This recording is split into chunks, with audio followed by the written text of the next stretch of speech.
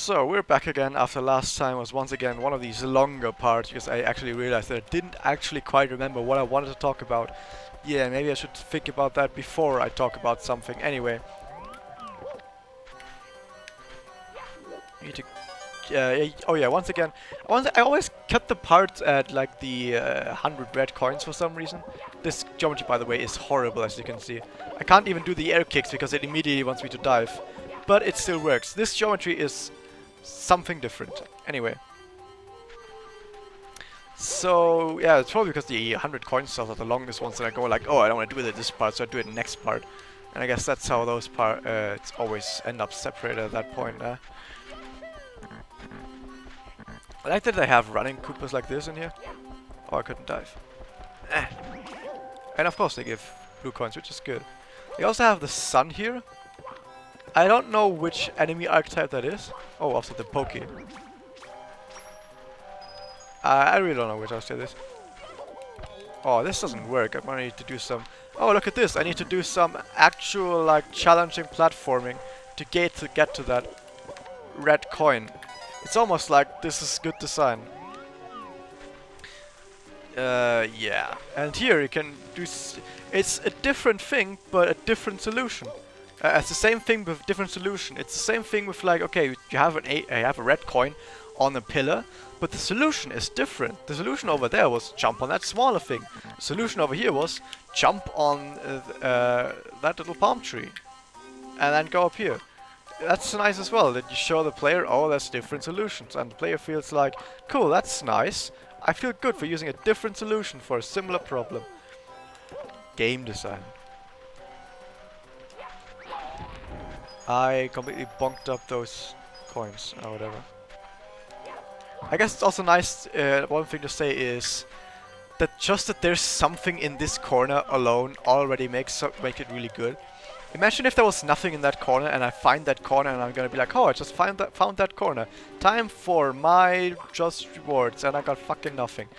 Don't you hate it when games have that negative potential? Negative potential space? I don't know what it's called. Where it's like, oh, I can go across here and get something, and it's like, no, you can't actually get something over here. I mean, good thing for finding this and for making the effort, but no, there's nothing over here. I'm sorry. That always feels really cheap. If you make the player work for something that feels like, oh, this looks like a secret, or this looks like a place like you can just barely get to. There's probably something there, and then there's nothing there. That always makes the player go, oh, I just did that for nothing. Why did I do that? Why is there nothing here? It's just so bad. I hate this geometry, by the way. I hate many geometries in this game, because the geometry in a lot of places of this game is just horrible. But I guess that's just because this is a hack, and they just have to deal with this shit.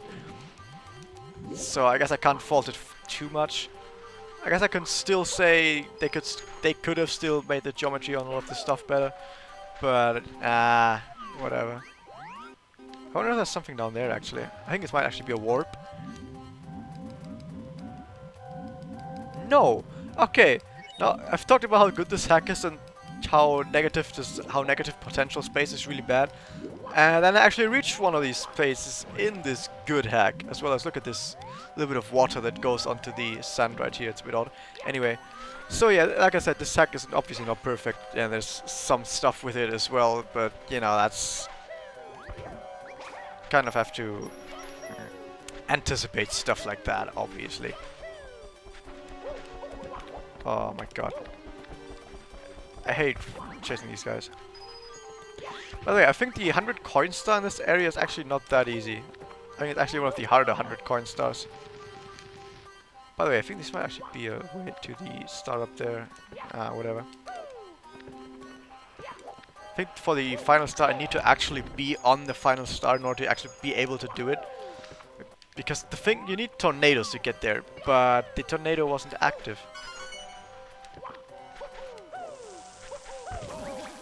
Ow!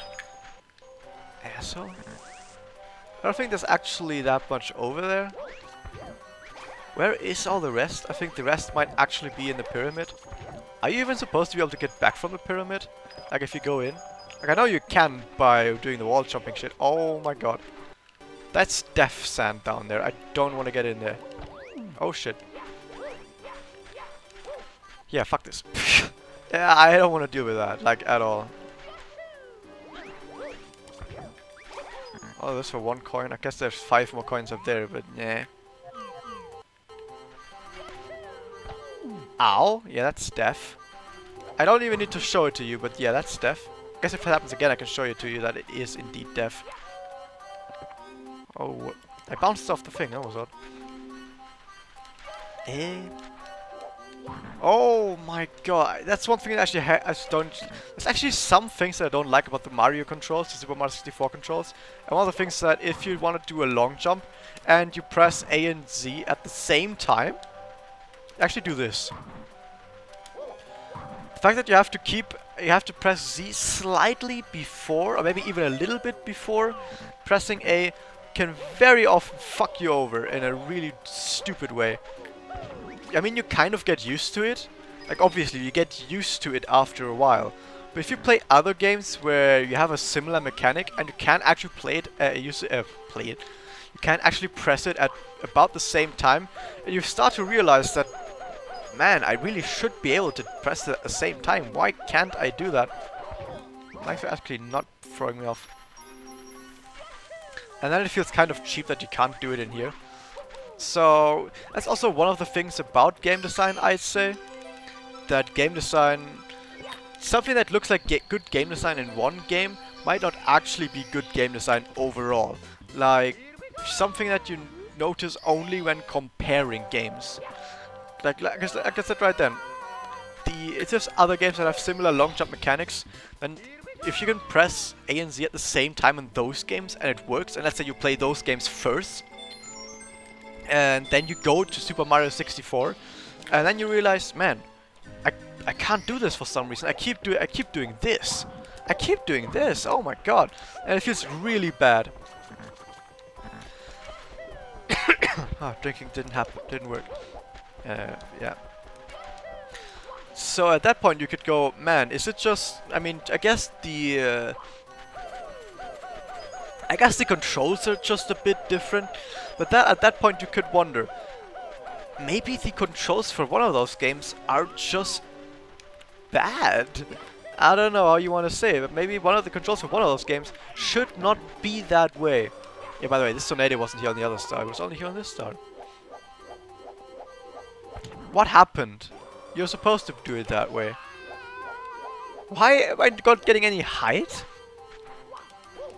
What is going on? I got no height out of that. Hello?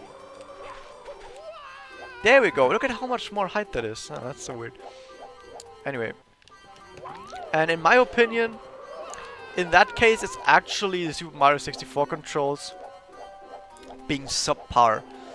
Because really, there should be... That was nothing. There should be a little bit of... What? I didn't even press that button. There should be a little bit of leeway that you can do that without doing the like stomp on the spot. Because really, when do you need to do such a quick stomp? If you want to stomp something below you, chances are you've got some time on your hand. And even if that time is like a second, that's still enough to actually press A and then C. Like this. You always have enough time to do that. But when you do a long jump, you really want to do it quickly, but hey, I want to do a long jump quickly. But then you do this, and I'm like, yeah, I want to do a long jump. And it's just sad. It's just sad. So sad.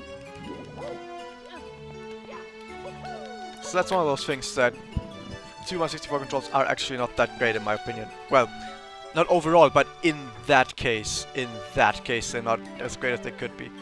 By the way, I need to get up on that chandelier, but it's actually pretty fucking stupid. Because it's pretty precise. I need the camera to cooperate with me for a second. Thanks. No, cooperate. Cooperate. This is hard. Because just touching it is enough. You actually need to make sure you don't fall off. This is not too bad. Okay. I've got it, mostly. This is so stupid. There we go. I need to do this twice because there's 2 stars in here and getting a star boots you out. Okay, so this is like the slide thing, and there's 2 stars in here. First is just getting a good time. I mean, you're always having a good time, but you know what I mean. And the second one is... do it while getting... well, not do the good time while getting stuff, but instead of getting the good time, getting 8 red coins. So sadly we're gonna have to go back to it now, which is pretty stupid. But I understand why, because they would have to have put you on the chandelier right now, which is weird. You can't quite do it like this. I think the game actually tells you to do a long jump, but the long jump is really weird. It only does it every now and then. Like, it did it right then, but it's not very consistent at all, and oftentimes it just bounces off like that. And aiming it is not that easy as well. And then you can still have stuff like that, so yeah. I guess in some cases the long jump is better, but in other cases I feel like it just falls short. I don't know, just pick your poison. So the 8 red coins for this are actually a bit evil, to some degree. Because there's a sign that says, okay, dude, there's no way to come back to where you are standing right now if you go down this hill. And if you don't either get one of the stars, like either get the 8 red coins or you get the timing star, then you can't get a star, which means you're gonna have to suicide. And that's... so you think like, damn, I'm gonna have to make sure I get all the red coins if I want to do it now, or else I have to suicide. But then you make it all the way to the bottom, and you're like, damn, I'm at the bottom and I don't have all 8 red coins. What's going on? I have to suicide. Well, there's actually a red coin hidden at the very end, after the place where you would go, oh my god, I have to suicide. There's a red coin hidden there. So you're gonna have to actually like not be over eager and suicide, and actually like take a deep breath and be like, okay, there's one more coin. Don't worry about it. Are those all the ones on this area? I do have to make sure though that I still don't miss any up till that point, obviously. There's one over there. No. Okay, this is this red coin right here. You should really not miss. And there's one over here. There's one there. I'm missing one. There's one on that. I think I've got everyone now. All of them. Okay, I remember where all of them are now. So one I've gotten last time as well, is just through here. For last time I'm gonna have to slow down a little bit, so I'm gonna actually make a save state and actually just walk there, I guess. Okay, now here. If you might think you can clear both chasms and get the red coin. You might be able to. It's really fucking hard. The speedrun doesn't do it. The speedrun does not do it. And if a speedrun doesn't do something that seems possible, then it's probably better to assume it's not worth it at all. Like, at all. So, I'm not even gonna try it. I guess though I did try it in my casual playthrough, and I was like, this must be possible. I couldn't do it. You just fall into the second chasm. All the time. One of the secret stars. Now, right here. This is a stage that I don't actually like that much. Because some of the geometry is a bit stupid. What's actually here on the star? Anyway, but I'm at least gonna do the best star of this area right now. The hands down one of the coolest stars in the game. We're gonna go surfing. Here we go. I'm gonna avoid fire doing it. Woo! It's so short, but it's so cool because you actually go and using the shell in like an obstacle course for once. Isn't that great? Using the shell in an obstacle course happens in like pretty much almost no other star. I mean, there is some stuff in the Sega Super Mario 64 where you can slide around with the shell and do some stuff. I don't actually think it's required for something, is it? Is it? I mean, really, is it? Anyway, next star. I want to test something. So, the next star is hidden on the other side of this mountain. So, obviously, can we get on the other side of that mountain from here? First of all, I want to try this because I've never tried this.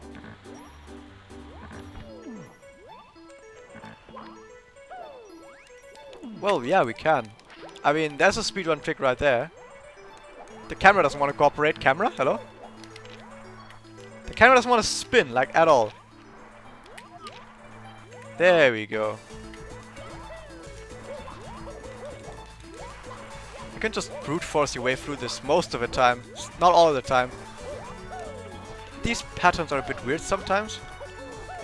Okay, this is actually the longest I've ever taken on this. Anyway, there's a star in here. So, if you wonder how you get that star normally, at the very start I go... I think it's at the very start I go completely right up that hill. But if I go to the left of that hill, there's a path that just leads to this star, so it's not actually that big a deal, but still. Anyway, that was this part. See you guys next time.